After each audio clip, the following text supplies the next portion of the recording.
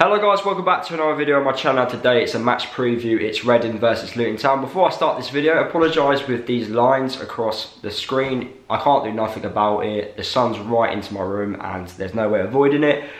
But I want to say as well, apologies that there was no match preview last week for the Nottingham Forest game. I was extremely busy that week. Halloween, my birthday, I was travelling, there was no way of getting that video done, so I do apologise about that. It's probably my first match preview which I haven't uploaded in about over a year, but I'm very sorry for that. But like any other match day preview, I did talk about the game before, and that was against Nottingham Forest at home. Personally, it's another game where we've let ourselves down. We keep making individual mistakes which are then costing us goals, which are then costing us games. We're not getting any points, and it's down to individuals not being consistent enough, really. The first goal which Nottingham Forest scored, if Bree and Sonny Bradley talk to each other, the goal does not happen. They didn't talk to each other, Bree slipped, and then it falls to a player which you do not want to give an opportunity to, and that is Graben, and then he ends up scoring a goal. And we're then 1-0 down due to the fact that we can't actually talk to each other at the back.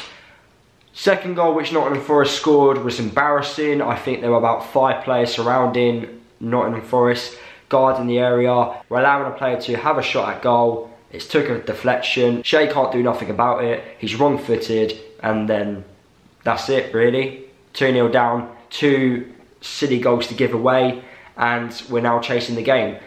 Did we ever look like we were going to score? Personally, no. I think as soon as Izzy Brown came off, that creativity in the game just went. I think Shinnie should have came on instead of Lawalawa at the time, but I don't know how the system would have changed at that moment in time. But yeah, it's not good enough recently. We've lost 3 games in a row, all down to players making mistakes. It's not even, I would love to concede a normal goal, you know. I don't understand why we can't concede normal goals, but we're conceding individual errors, and that comes down to players like not taking the next step up and not improving their performances. Now, Graham Jones has come out and keeps saying that the players are letting him down. Well, then drop them. You know, they need to be dropped. You can't keep making consistent mistakes and then not getting dropped for it. Like actions speak louder than words. So you need to start sorting that out, Graham Jones. But that's just my opinion on that, because it's starting to annoy me, really. And another thing which is annoying me as well is what Graham Jones is saying after interviews. Especially, it came out this week that he was saying that without Izzy Brown, Luton are getting relegated. Well, thanks for the confidence, Graham Jones. Really thanks for the confidence. You know, I do not want to hear my manager saying that if we don't have a certain player in our squad, we are not going to stay up this season. That just tells me that we're a one-man team. He doesn't believe or trust any other players.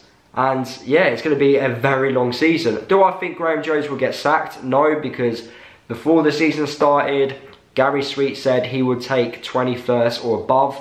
So the fact that we are around that area means he won't get sacked, because he's currently doing his job at this moment in time. Yes, we don't have the budget, but I don't want to keep hearing that. It's frustrating at times, because we used to say this to other teams in League 1 and League 2. Oh, you ain't got the budget and stuff. Yes, we don't have the budget. I completely understand that. But there are ways to get around it. Charlton are doing fantastically well with their money. They haven't spent a load of money in the summer, but they're doing a lot better than what we are. So, and that's how we have to compare to the teams which we went up with. Charlton are doing miles better than what we are, and they were meant to be favourites to go down this year. Yes, they can still get relegated. However, at this moment in time, I think they're staying up, and I think that they are going to stay up as well. Moving on to this game against Reading, we have to get something from this game. We can't lose 4 games in a row. If we lose 4 games in a row, then we are in big trouble, and fans are going to get frustrated. Fans are, at this moment in time, already are getting frustrated. You know, it took too long for Shea to get put in goal. It's the same, setup most weeks. It is pretty much, I know he keeps changing it and adapting it every now and again, but it's pretty much the same setup. We keep conceding too many goals. Individual errors keep happening, and nothing's getting changed about that. Start changing the lineup. I feel sometimes with this season we've been too inconsistent.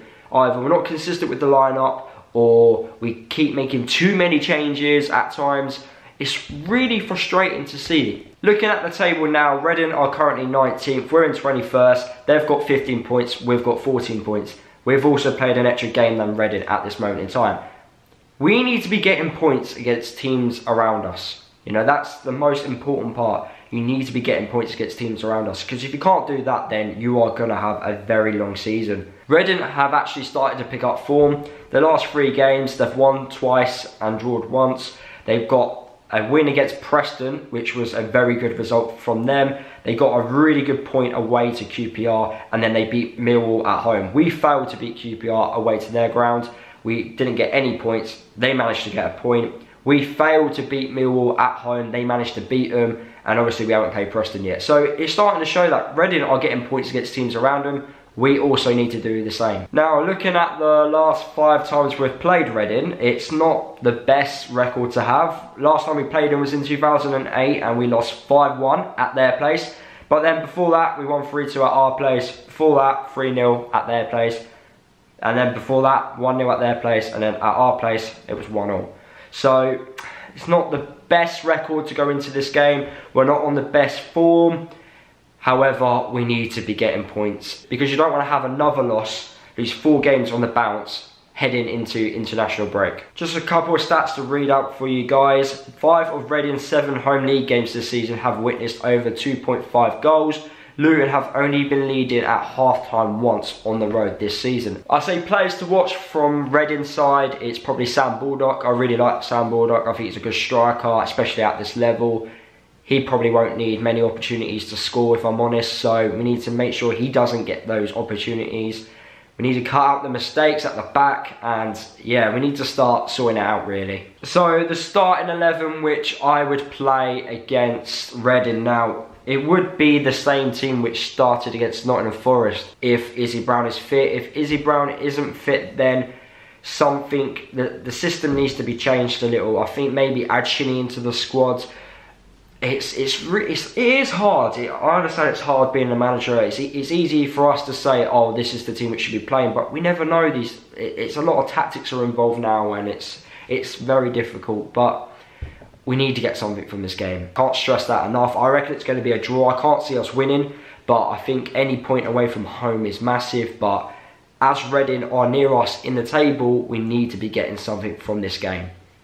But there you have it, guys. That is the end of the video. Hopefully you did enjoy it. Drop a comment down below on your thoughts heading into this game. Subscribe to the channel if you're new. I've got a new video coming soon where I'm going to be talking about what players I want in the January transfer window, but that'll be coming soon. If you haven't already, make sure you follow me across all my social media, and I'll see you guys in the next video.